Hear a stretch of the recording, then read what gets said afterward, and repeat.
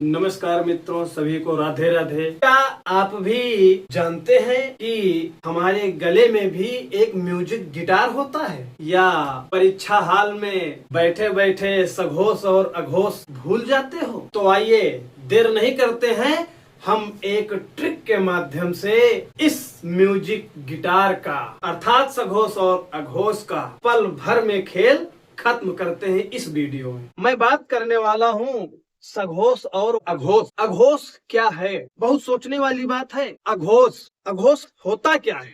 ऐसे वर्ण जिनको बोलने पर हमारे गले में या उनको बोलने में हमारी स्वर तंत्रियों में किसी भी प्रकार का कंपन नहीं होता है, वो अघोष कहलाते हैं। देखिए, जिन व्यंजन वर्णों के उच्चारण में हमारी स्वर तंत्रियों में कंपन नहीं होता है, अघोष कहलाते हैं। वो है कौन कौन से? वर्ग का पहला दूसरा अक्षर, प्रत्येक वर्ग का पहला दूसरा अक्षर, और हमारे ये जो ऊष्म व्यंजन है जिनको हम सा सा सा सा खा सा बोलते हैं, वो मात्र इतने हैं। कितने? वर्ग का पहला दूसरा अक्षर और ऊष्म शाखा सा जिसको हम बोलते हैं, वो जहां पर भी है वो सब क्या है? अघोष हैं। उसके बाद बात आती है सघोष की। सघोष क्या है?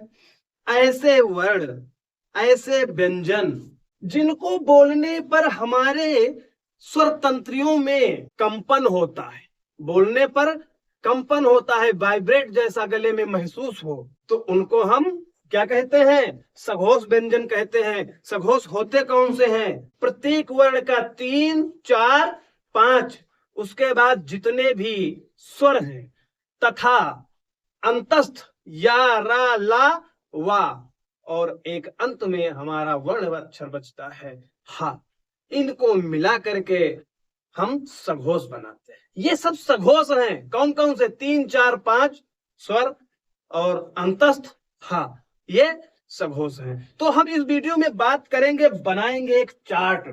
बहुत ही आसान तरीके से चार्ट बनाएंगे और उस चार्ट में हम समझेंगे कि सघोष और अघोष है क्या, तथा हम सघोष और अघोष को ट्रिक के माध्यम से पहचानेंगे। अगर हम परीक्षा में बैठे हो, मुझे पता ना हो, तो हम कैसे ढूंढ ले, चुटकियों में कैसे ढूंढें। तो आइए हम शुरू करते हैं उस चार्ट। सबसे पहले हम वर्ग लिखेंगे। क्या लिखेंगे? वर्ग।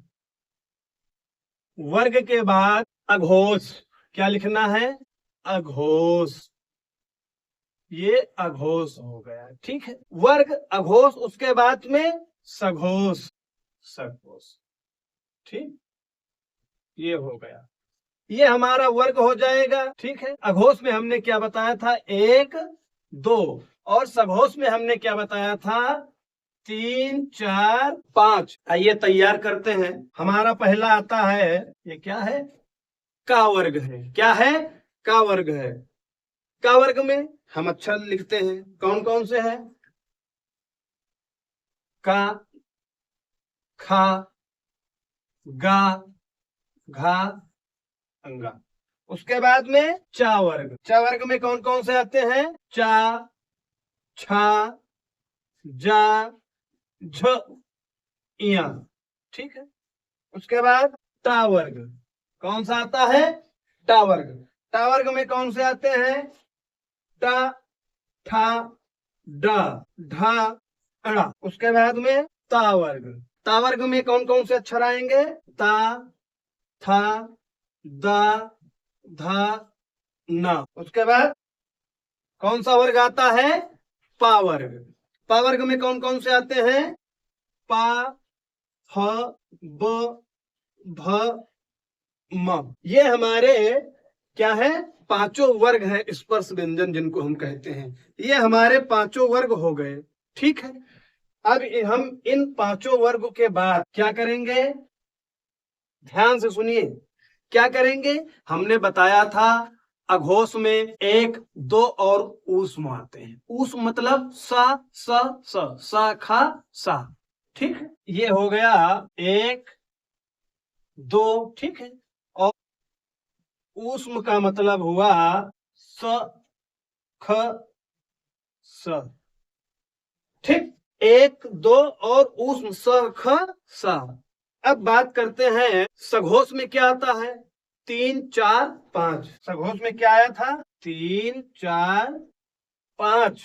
उसके बाद में स्वर, हमारे स्वर जितने हैं, ठीक है, हमारे स्वर अ आ इ ई उ ऊ री ए ऐ ओ औ अन आ, ये कहाँ आते हैं? इसमें। उसके बाद में अंतस्थ व्यंजन आते हैं। अंतस्थ कौन से होते हैं? या, रा, ला, वा। और एक हमारा साथ में बचता है क्या? हा। क्या बचता है? हाँ। तो ये किसमें आते हैं? अब आप देखिए, ये पूरी आपकी वर्णमाला का चार्ट का सारांश निकल कर आ गया कि हम किसको अघोष बोलेंगे, किसको सघोष बोलेंगे। यहाँ पर स्वर का मतलब हमें वर्णमाला में अ से अह तक के वर्णों का अध्ययन है, ठीक है, उनको मिलाकर हम सघोष बनाते हैं। तो आपकी समझ में आ गया होगा कि हम किस व्यंजन को हम अघोष व्यंजन कहते हैं, किस व्यंजन को हम सघोष व्यंजन कहते हैं। हमें अपने दिमाग में ये बैठा लेना है कि अघोष व्यंजन वो होते हैं कौन? 12 ऊष्म। याद कर लीजिए, 12 ऊष्म अपने दिमाग में बैठाए रखो। 12 ऊष्म अघोष, 12 ऊष्म अघोष। एक सूत्र याद रखो, क्या? 12 ऊष्म अघोष और 345 अंतस्थ और क्या है? स्वर। ये क्या है? और हा। ये क्या है? 12 ऊष्म अघोष, 345 अंतस्थ स्वर और हा सघोष। इसके अलावा कुछ भी बचता ही नहीं है। आपकी परीक्षा में ये बिल्कुल आपको कॉन्फिडेंस के साथ आपके नंबर को बचाएगा। अब हम बात करेंगे उस ट्रिक की जिसके माध्यम से हम पहचानेंगे कि हाँ सघोष है क्या, अघोष है क्या। कह तो दिया कि जिसमें कंपन होता है, वो कंपन जिसमें होता है उसको हम क्या कह देते हैं? हम बात करेंगे उस ट्रिक की जिसके माध्यम से हम कहते तो हैं कि जिसमें कंपन होता है वो सघोष है और जिसमें कंपन नहीं होता है अघोष है। लेकिन है कैसे वो? आइए उस ट्रिक को जानते हैं। एक वैज्ञानिक ट्रिक है, छोटी सी। अपने गले पर, इस पर, इसको जानते हो, इस पर अपनी उंगली को रखिए और बोलिए का। का बोला, उंगली में कोई वाइब्रेशन हुआ? नहीं हुआ। खा हुआ? नहीं हुआ। गा, घा हुआ? गा बोलोगे तो वाइब्रेट करेगा, उंगली में भनभनाहट, झंझनाहट जैसा महसूस होता है।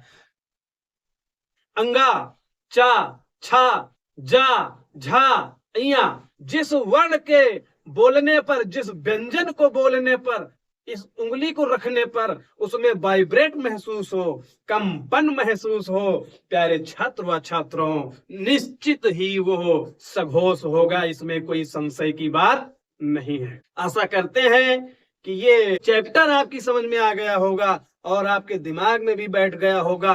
अगर आपने इस वीडियो को अच्छे से देख लिया, समझ लिया, तो निश्चित ही सघोष और अघोष का संशय आपका पूरे जीवन से खत्म हो जाएगा।